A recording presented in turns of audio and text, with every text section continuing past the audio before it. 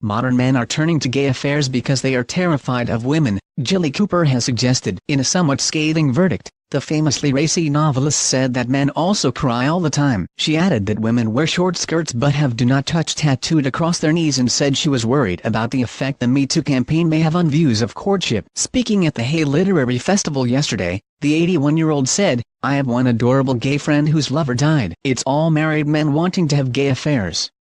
He's just started going on the internet now." Do you think men are so terrified of women, it's safer to get it on with their own sex?